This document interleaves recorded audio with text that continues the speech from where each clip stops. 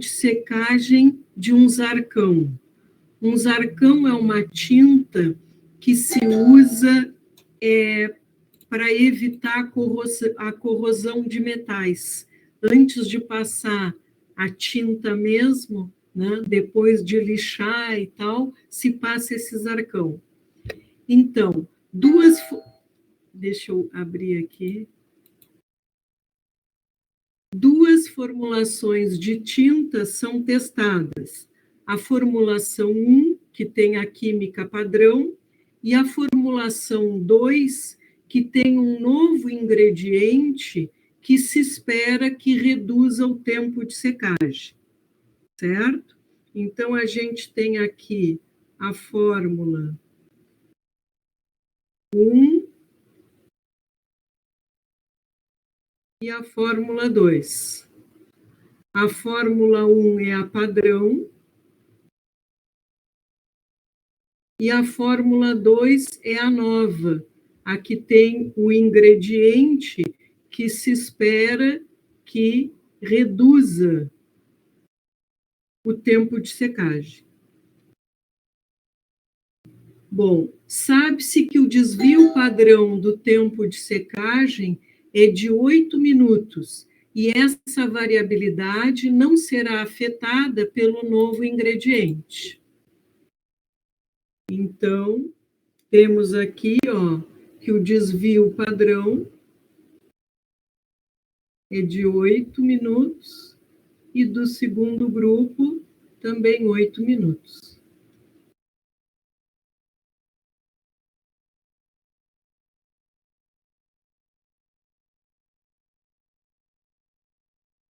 Dez objetos são pintados com a fórmula 1 e outros 10 com a fórmula 2, o que é feito de forma aleatória.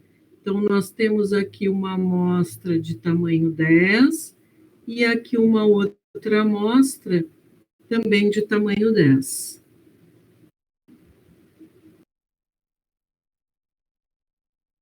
Os tempos médios de secagem das duas amostras são de 121 e 112 minutos. Então, aqui o tempo médio nesta amostra de 10 é 121 minutos. E o segundo tempo médio é 112 minutos. Então, vejam que nas amostras, tá, realmente houve uma diminuição na média, né?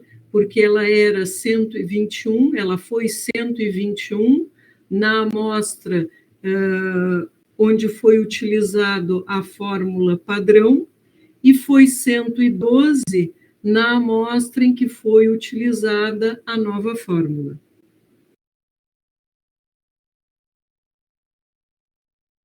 E pergunta se o pesquisador, o que o pesquisador pode concluir sobre a eficiência do novo ingrediente. Tá? Então, sobre a eficiência do novo ingrediente, o que ele pode concluir? Ele pode concluir que o novo ingrediente é eficiente, ou pode concluir que o novo ingrediente não é eficiente. Certo? Agora, a eficiência a gente está analisando pelo tempo médio de secagem, certo? Então, se o novo ingrediente é eficiente, o tempo médio de secagem tem que ser maior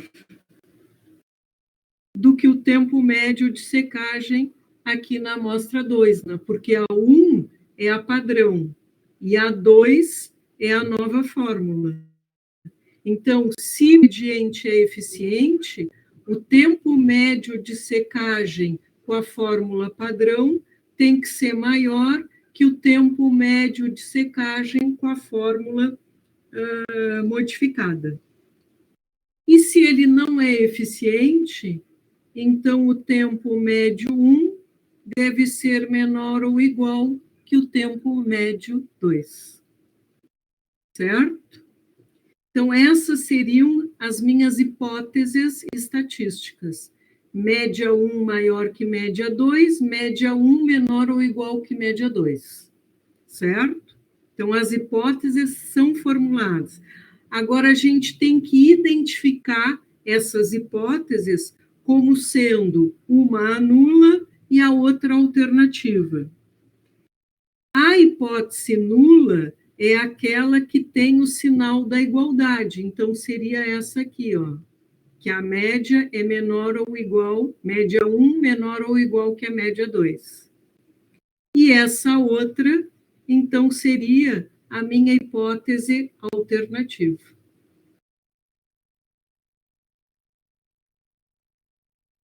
Certo? Então, essas seriam as minhas hipóteses. A gente tem que ter bastante cuidado na identificação dessas hipóteses, porque alguns de vocês, naquele trabalho que fizemos, trocaram, né? Colocaram esta aqui como nula e esta aqui como alternativa. Então, o resto do exercício ficou todo certinho, mas em função dessa troca inicial, a conclusão ficou trocada, tá? Então, a hipótese nula é sempre aquela que tem sinal de igualdade, certo? E aqui a gente está, diferentemente que dos outros exercícios que a gente fez, a gente está formulando aqui as hipóteses comparando duas médias populacionais, porque a gente tem aqui, ó, duas amostras, tá? Mas então vamos lá. Depois que a gente estabelece as hipóteses, a gente tem que escolher o modelo probabilístico que vai ser utilizado na testagem. Para isso, o que a gente tem que olhar? Em primeiro lugar, qual foi o parâmetro utilizado na redação, na escrita das hipóteses estatísticas? Foi a média, certo? Nós estamos trabalhando aqui com duas amostras. E nós conhecemos o desvio padrão populacional das duas amostras. Então, isso significa, ó, se eu estou trabalhando com média e eu conheço o desvio padrão populacional, significa que eu vou trabalhar com a distribuição normal. E, se eu vou trabalhar com a distribuição normal, eu vou ter que encontrar um Z calculado, né? Porque a próxima etapa, depois de identificar o modelo teórico, seria encontrar a estatística de teste calculada, né? E a gente viu em aulas anteriores que esse Z, que é o score padronizado, ele sempre é encontrado fazendo-se a variável aleatória considerada menos a sua média, dividido pelo seu desvio padrão, certo? Sempre é dessa forma. Aí, se eu vario a minha variável aleatória, eu vario a média e vario o desvio padrão, mas é sempre a média e o desvio da variável aleatória considerada, tá? Então, neste caso aqui, que a gente está trabalhando com duas amostras e a gente quer comparar, não é, esses resultados, a nossa variável aleatória seria a diferença entre as médias amostrais. Então, seria x barra 1 menos x barra 2, certo? A média desta variável aleatória seria μ1 menos μ2. E o desvio padrão dessa variável aleatória seria o sigma1 ao quadrado sobre N1 mais o sigma2 ao quadrado sobre o N2. Tá? Então, agora é só substituir esses valores que a gente tem aqui nessa expressão para encontrar o valor do Z calculado. Então, vamos lá. O Z calculado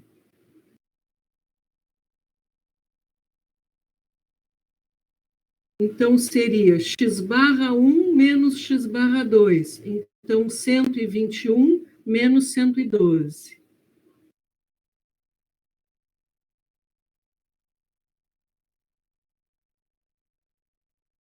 Vamos deixar aqui para depois. E no denominador, a gente tem a raiz quadrada. Ó, o desvio padrão populacional dos dois é o mesmo, e o tamanho da amostra dos dois grupos também é o mesmo. Então, nós teríamos 8 e 10, né? Então, nós teríamos aqui, ó, 8 ao quadrado sobre 10, mais 8 ao quadrado sobre 10. Tá? X barra 1, x barra 2, sigma 1, sigma 2, N1, N2, a gente tem aqui. Só que agora a gente precisa de μ1 menos μ2. E a gente não tem o valor de μ1 nem o valor de μ2. E aí, como é que a gente vai fazer isso aí? Então, observem. Quando a gente faz o cálculo desse Z calculado para encontrar um valor de probabilidade, a gente considera que a hipótese nula é verdadeira, né? A ideia, a gente parte da premissa que ela é verdadeira. Então, a hipótese nula é verdadeira, e aí a gente calcula a probabilidade da gente encontrar aquelas informações amostrais considerando que a hipótese nula é verdadeira. Então, aqui na nossa hipótese nula, o que caracteriza a hipótese nula, o que é? É a igualdade entre as duas médias populacionais. Então, a gente tem aqui, ó, que μ1 é igual a μ2. Se μ1 é igual a μ2, na hipótese nula, então μ1 menos μ2 vai ser igual a quê? A zero. Então, aqui entraria o zero. Aí, fazendo essas continhas, então a gente tem 121 menos 112, que dá 9. Aqui a gente tem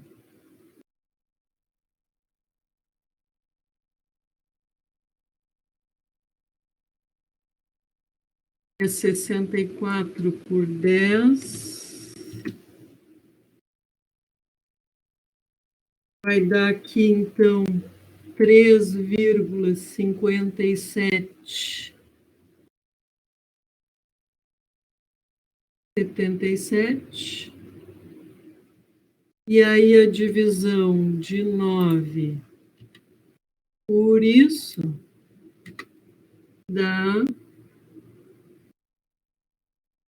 2,51, certo? Então, este é o valor do Z calculado que localiza as nossas amostras na distribuição amostral. Então, seria mais ou menos isso aqui, ó. nesse eixo, a minha variável aleatória é x/1 menos x/2, que tem média zero, e o meu 2,51 fica aqui, né? Porque eu estou do lado de cá, porque eu estou fazendo μ1 maior que μ2. Então, essa área aqui, ó, é que vai me dar o meu valor P, certo? Então, eu vou pegar esse valor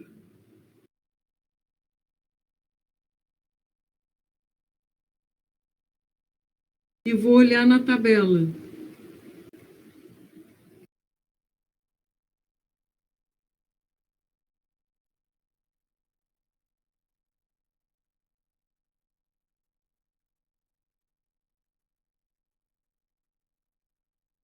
Era 2,51. Então, eu venho aqui, ó, 2,5051, 0,4940. Então, aqui dá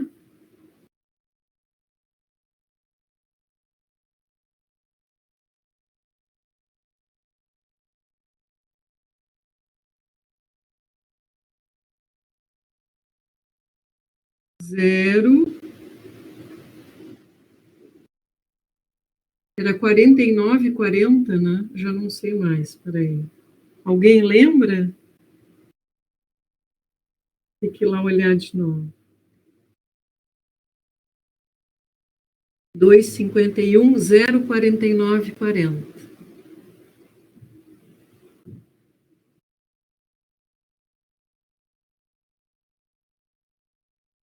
0,4940. Só que esses valores que a gente tira da tabela ficam aqui, ó. Então, a gente tem que fazer 0,5 menos 0,4940.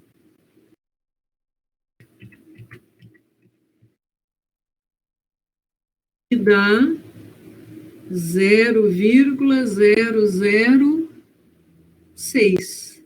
E esse aqui seria o meu valor P, certo? Pela abordagem valor P, o que eu vou fazer? Eu vou comparar esse resultado, 0,006, com o nível de significância, que é 5%. Então, este resultado aqui é menor do que o nível de significância. Isso significa o quê? Que nós vamos rejeitar a hipótese nula, certo? Aí, se nós rejeitamos a hipótese nula, nós vamos concluir que foram encontradas evidências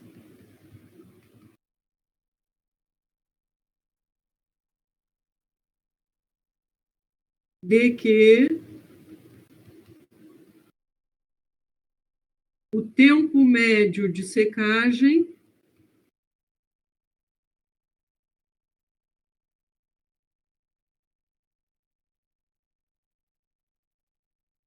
diminuiu, certo? E, portanto, nós vamos considerar que o nosso ingrediente é eficiente, certo? Mas a gente vai considerar ele eficiente por quê? Porque a gente encontrou evidências de que o tempo médio diminuiu, certo? Mas a gente não consegue aqui, ó, fazer esta afirmação com certeza, né? Porque sempre existe uma margem de erro embutida, certo? É aquela história assim, ó, imaginem que eu vou lançar uma moeda, tá? Eu tenho, no máximo, 5% de chance de que ocorra a face cara. e, no mínimo, 95% de chance de que ocorra a face coroa, tá?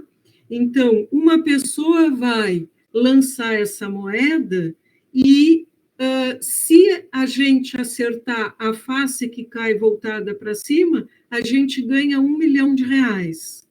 Qual é a face que a gente vai escolher? Aquela que tem mais chance de acontecer, né? Que tem, no mínimo, 95% de chance de acontecer.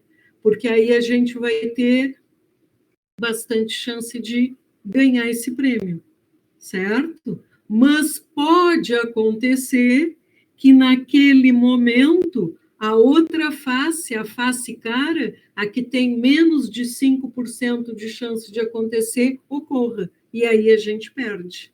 Tá? Então, toda decisão fundamentada em probabilidade não fornece certezas, ela fornece evidências em função de resultados que tenham uma maior probabilidade de ocorrência. Tá? Então, resumidamente, não é? Todo teste de hipóteses, a gente segue este roteiro, digamos, esse protocolo, tá? Aí não precisa necessariamente ser nesta ordem que a gente apresentou aqui, mas a gente vai, primeiro, identificar todas as informações disponíveis, depois vai se formular as hipóteses, né? E nas hipóteses nós vamos responder afirmativamente, negativamente ao que está sendo questionado. Depois a gente identifica o modelo teórico, encontra a estatística de teste, encontra a sua probabilidade de ocorrência e toma a nossa decisão, que no caso aqui a decisão foi de rejeitar a hipótese nula. Tá? Então, esse seria o roteiro, digamos assim, de todos os tipos de teste. Agora, aqui a gente pode ter, nas hipóteses, né, nos outros exercícios que a gente havia feito, era sempre o parâmetro igual, diferente, maior ou menor do que um valor numérico. Aqui a gente está estabelecendo uma relação entre dois parâmetros, certo? Porque a gente está aqui trabalhando com duas amostras. Mas, em linhas gerais, o roteiro é sempre esse, né? Quando eu escolho também a distribuição normal, dependendo se eu estou trabalhando com média ou proporção, com uma ou com duas amostras, a expressão matemática do Z calculado vai modificando, porque, em síntese, ela é sempre assim, ó, a variável aleatória menos a média dividido pelo seu desvio. Mas, se eu mudo a variável aleatória, a forma de determinar a média e o desvio padrão, ou erro padrão, também modifica, né? Então, a gente tem que ir fazendo algumas adaptações, mas a ideia é sempre essa, tá? E eu gostaria, assim, ó, de deixar também bem evidente que a nossa decisão aqui, ó, é sempre em função da hipótese nula. A gente rejeita ou não rejeita a hipótese nula, tá? E a gente rejeita a hipótese nula quando a gente encontra evidências de que ela é falsa, tá? Mas a gente nunca encontra evidências de que ela é verdadeira. A gente consegue mostrar que ela é falsa, ou que ela tem mais chance de ser, mais chance não, a gente consegue encontrar evidências de que ela seja falsa, ou não consegue encontrar evidências de que ela seja falsa. Certo? A ideia seria essa. Alguma pergunta até aqui? Ó, eu coloquei aqui vários outros tipos de teste. E aí depois vocês podem até tentar fazê-los. Qualquer coisa, qualquer dúvida, podem trazer em aulas posteriores. Tá? Eu até nas aulas presenciais, essa parte aqui das duas amostras, a gente fazia na aula e o pessoal ia fazendo os exercícios, formulando as hipóteses, lá chegando nas suas conclusões a partir desses exemplos, porque a ideia é sempre a mesma, ó. Só o que modifica aqui, ó, é o modelo teórico e a fórmula de encontrar a estatística de teste, ó. Aqui também, ó, tem essa fórmula e essa, quando for distribuição de student.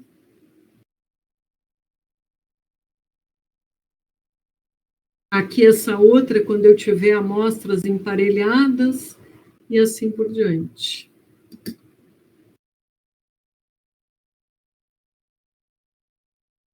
Professora? Sim. Eu tenho uma pergunta, eu queria saber como é que vai ficar esse último bimestre, qual o conteúdo que vai trabalhar, qual é o planejamento, se vai No ter último prova. bimestre, a ideia é fazer uma prova sobre análise de correlação e regressão, que seria feita no dia 17. Tá? Hoje, agora depois de eu até deixar um espaço para tirar alguma dúvida em relação ao conteúdo da prova que a gente vai fazer, eu vou apresentar para vocês a análise de correlação, que a gente até a maior parte dela a gente já estudou lá no primeiro bimestre, tá? Só que agora tem a parte da inferência do resultado para a população. Depois, na próxima aula, eu não sei se vocês tiveram tempo de ler, de assistir, quer dizer, os 3 vídeos que eu tinha pedido para vocês, do professor Nakamura, sobre correlação, tá? Então, é só uma complementação. Depois, para a próxima aula, então, tem um conjunto de 4 vídeos também sobre análise de regressão, tá? Aí a gente faz... eu vou fazer uma complementação na aula do dia 3, e depois na aula do dia 10, tem uma aluna do mestrado que vai mostrar um passo a passo de toda uma análise de correlação e regressão, e aí depois no dia 17 nós faríamos a prova sobre esse conteúdo. A ideia é essa. E ainda ficamos com o dia 24, que fica guardado no bolso para alguma eventual necessidade. Beleza, e aí também obrigado. A gente já no dia 24 já deixa tudo combinado e organizado também para o exame para quem tiver que fazer, né? Tá? A ideia é essa. Beleza, valeu, professor. É o planejamento, não sei se conseguiremos fazer. Acho que sim. Olha, tem alguém aguardando aqui. Mas acho que sim. Então, dessa parte de teste de hipóteses, vocês teriam alguma pergunta a fazer, até o pessoal que vai fazer prova, alguma dúvida sobre o conteúdo, que quisesse esclarecer?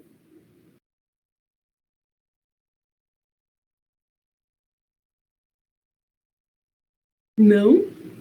Então, vamos adiante. O nosso último conteúdo da disciplina, que diz respeito à análise de correlação.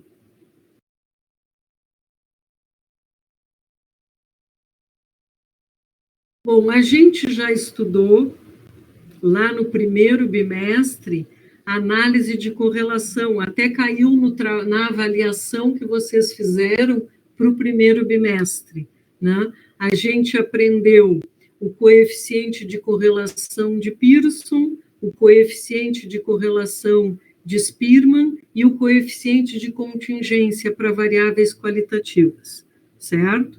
Mas o que interessa aqui, ó, tá? Recapitulando, não é? Que a gente faz uma análise de correlação quando nós quisermos obter informações sobre a associação entre duas variáveis, certo?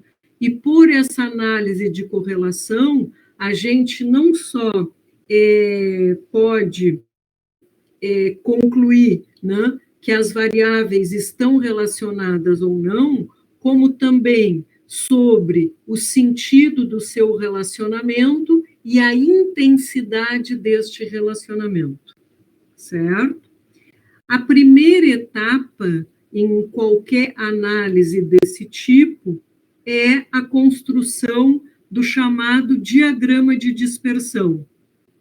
Como é que a gente faz para construir o diagrama de dispersão?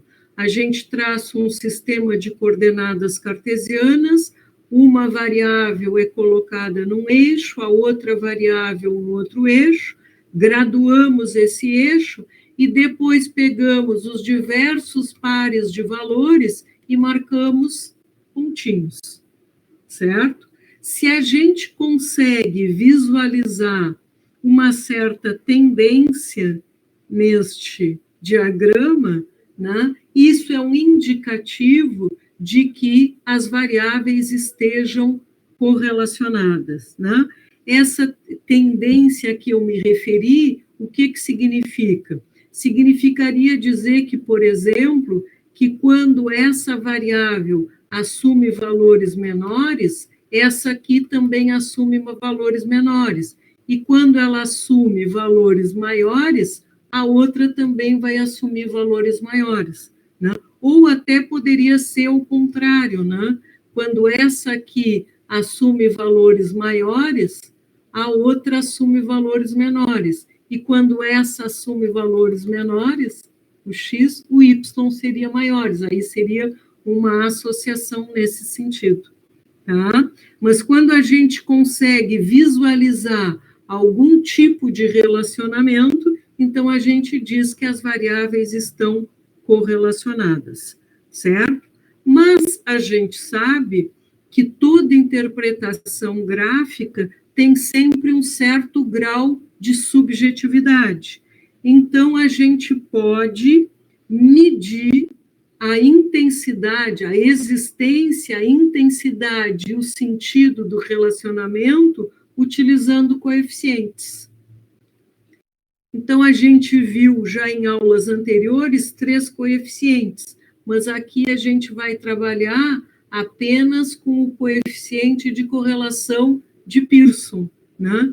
Então, a gente viu que esse coeficiente, que era calculado em função dos afastamentos dos valores em relação à média, né? Então, eu tenho a variável x e a variável y.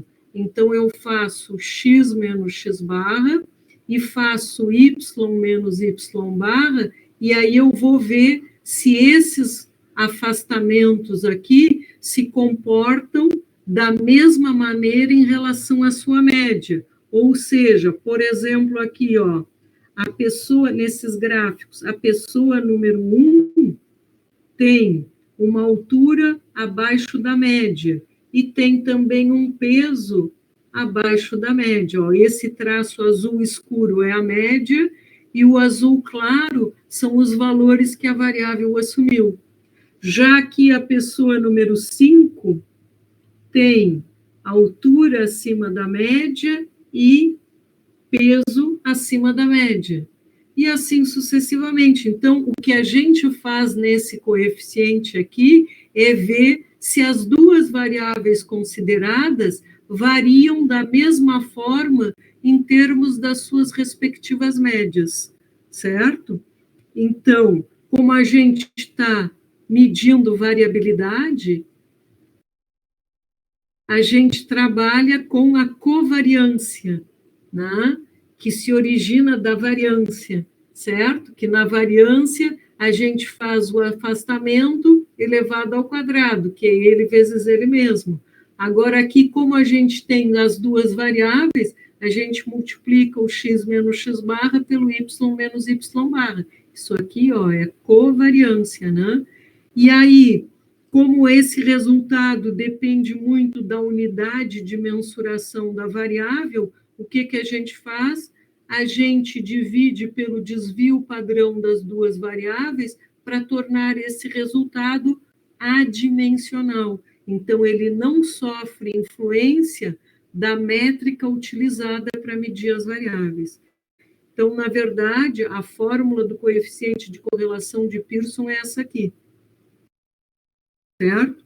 Mas a gente pode mexer algebricamente e chegar nessa outra expressão aqui, tá? Já adianto para vocês que essa aqui não é exatamente a mesma expressão matemática que aparece nos vídeos do professor Nakamura, porque, por exemplo, em vez de trabalhar com somatório de x e somatório de y, ele trabalha ali com y barra e x barra, né? Porque ele passa esse valor, ele divide o número, tanto o numerador como o denominador por n. Então, fica só, no numerador fica somatório de xy menos x barra vezes y barra, tá? Eu prefiro trabalhar direto com os somatórios, por quê? Porque quando eu calculo a média de um conjunto de valores, muitas vezes essa média não dá exata, né? E se eu jogo esse valor para cá, então eu posso ter uma pequena distorção no meu resultado final. Então, por isso que eu prefiro trabalhar com essa aqui. Mas, a princípio, com aquela que ele mostrou, ou até com essa aqui, vocês deveriam chegar trabalhando com todas as casas depois da vírgula, exatamente no mesmo resultado. Tá? Então, tanto faz trabalhar com uma ou com outra. Então, aqui eu tenho duas variáveis quaisquer, que eu chamei de variável 1 e variável 2, e existe uma amostra aqui de tamanho 12. Né? Para aplicar aquela expressão, manualmente, digamos assim, a gente pegaria aqui os valores de x e os valores de y. Então, a gente precisa da soma de x, da soma de y e também da soma de x ao quadrado. Então, a gente pega cada um dos valores de x e eleva ao quadrado. Depois, precisamos da soma de y ao quadrado. Então, a gente pega cada um dos valores de y e eleva ao quadrado. E depois precisamos do somatório de xy. Então, multiplica cada x pelo valor de y correspondente e depois soma. Aí joga aqui nessa expressão e a gente encontra esse valor, 0,7745. Então, esse valor, porque o coeficiente de correlação, ele varia de -1 até +1, né? Quando é 0, não tem correlação, e quando é 1, tanto faz positivo como negativo, existe uma correlação perfeita, né? Se for positiva, significa que existe uma relação direta entre as variáveis, à medida que uma aumenta, a outra também aumenta, e se for negativo, então existe uma relação inversa entre as variáveis. Quando uma aumenta, a outra diminui, certo? Então, aqui, o coeficiente de correlação deu positivo e deu relativamente razoável, né? Eu diria que seria até uma correlação tendendo a forte. Então, este coeficiente aqui, nós interpretaríamos que existe uma correlação positiva tendendo a forte. Isso significa o quê? Que a maiores valores de x correspondem maiores valores de y, certo? Isso tudo a gente já tinha aprendido a fazer lá no primeiro bimestre. Só que todas essas conclusões valem apenas para a amostra analisada. Se nós quisermos generalizar, nós temos, então, que utilizar os conhecimentos da inferência estatística. Tá? Então, a gente chama R, o coeficiente de correlação amostral, e Rho, o coeficiente de correlação populacional, certo? Então, nós testaríamos as hipóteses. Rho é igual a 0, e aí, então, as duas variáveis não estão correlacionadas na população, e ρ diferente de zero. E aí as variáveis estão correlacionadas na população, onde eu tenho o sinal de igualdade é a minha hipótese nula e a diferença é a hipótese alternativa. Tá? Para testar essas hipóteses, a gente usa a distribuição T de Student. E, no caso, o nosso T calculado é encontrado por essa expressão. Então, seria R, que é o valor do coeficiente de correlação amostral, e o N, que é o tamanho da amostra onde foi feito o levantamento de dados. E o número de graus de liberdade é N-2, porque a gente está trabalhando aqui com duas variáveis. Né? Então, ó, no exemplo considerado, o N era 12 e o R 0,7745. Então, aqui estão as minhas hipóteses, ρ igual a zero e ρ diferente de zero. Se a gente fizer o cálculo do T, da estatística de teste, a gente encontra 3,87, certo? Então, vejam aqui, ó, considero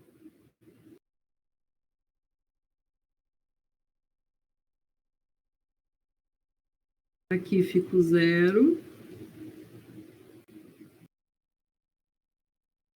e aqui ficaria o meu 3,87, tá? Se eu utilizar, aqui eu estou fazendo pela abordagem clássica, para ficar diferente daquele que a gente fez pela abordagem valor P. Pela abordagem clássica, ó, como eu tenho aqui o sinal diferente, eu defino o teste como bilateral. Então, eu vou ter região de rejeição nas duas extremidades da curva. Tá?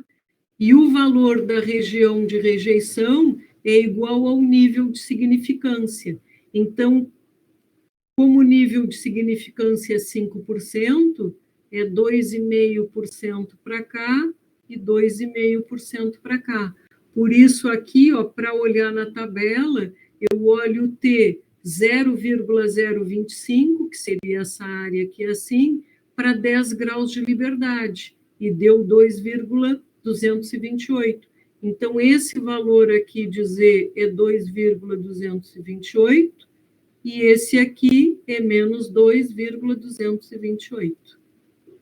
Então, o 3,87 caiu aqui, porque é maior que este valor.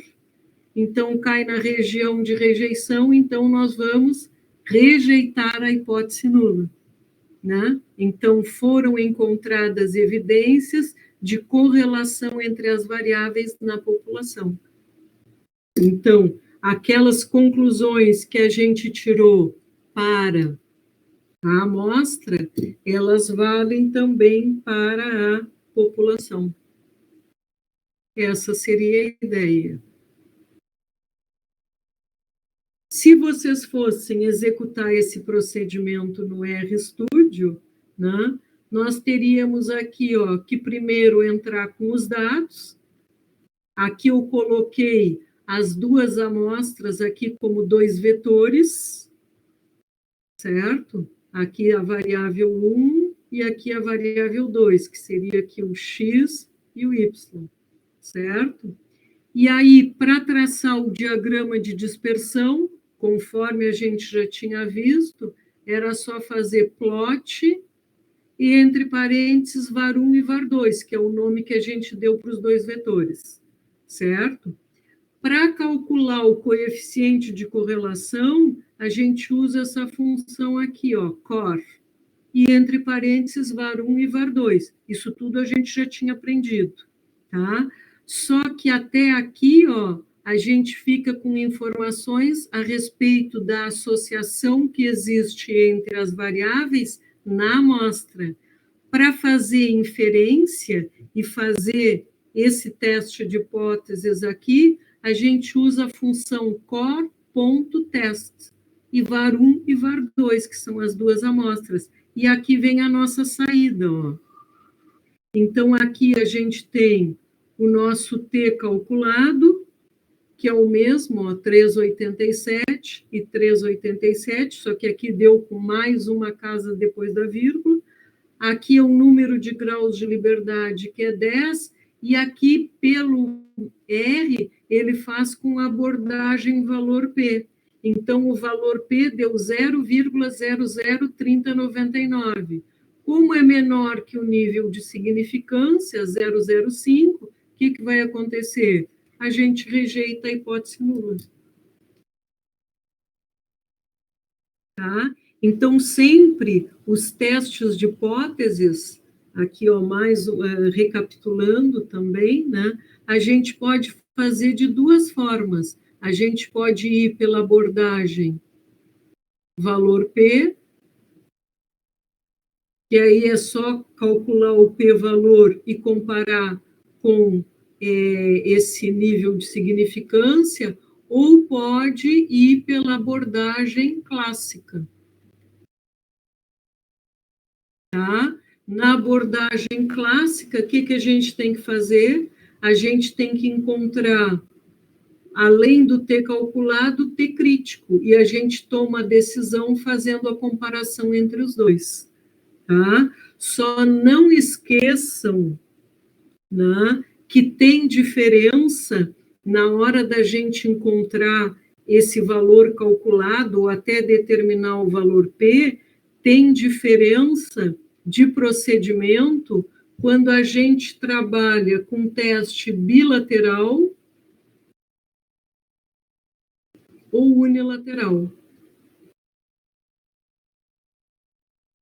Certo?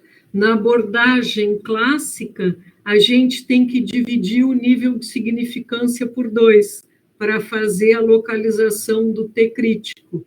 E na abordagem valor P, se for bilateral, a gente tem que multiplicar o valor P por 2. Tá? Então, ali na interpretação também é importante vocês identificarem corretamente se o teste é uni ou bilateral. Nesse caso aqui, ó, é bilateral.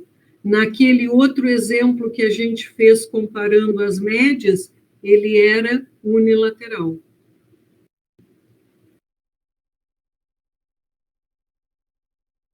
Bom, e aí depois, não é, que a gente fez essa análise de correlação e chegou à conclusão que as variáveis estão relacionadas, né? Aí, então, normalmente a gente começa a descrever esse relacionamento através de uma equação matemática. E isso é o que a gente chama de análise de regressão. Tá? Em controle estatístico de qualidade, a gente trabalha muito com essa análise de regressão, por quê? Porque normalmente existem várias características definidoras da qualidade de um produto, certo? E aí, na linha de produção, a gente tem que ficar controlando essas características de qualidade, né, para ver se elas estão de acordo com o especificado, certo? E, muitas vezes, é caro, ou demorado, ou trabalhoso, né, ficar monitorando várias características de qualidade. Então, a gente pode estudar o relacionamento entre elas, né, e selecionar algumas para serem monitoradas, porque aí, se elas estão correlacionadas e se a gente consegue encontrar uma equação matemática que descreva esse relacionamento com uma certa precisão, então, em vez de monitorar as N variáveis, a gente vai monitorar menos variáveis e, indiretamente, não é? Monitoramos todas as N variáveis.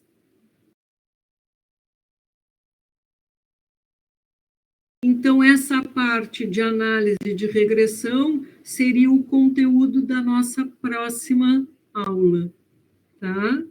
Por enquanto, hoje, então, ficou só esse acréscimo aqui, ó, dessa análise, para a gente generalizar ou não os resultados encontrados numa amostra para uma população.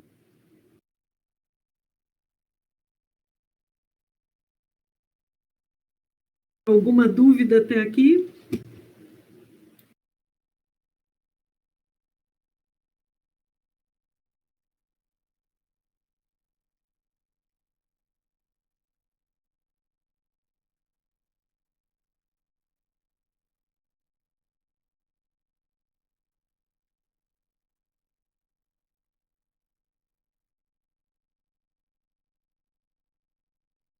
Então, era isso que eu tinha preparado para vocês hoje. Tá? Foi só esse complemento dos testes de hipóteses, chamando atenção para alguns detalhes importantes, e a parte de análise de correlação, a parte inferencial, digamos assim, da análise de correlação.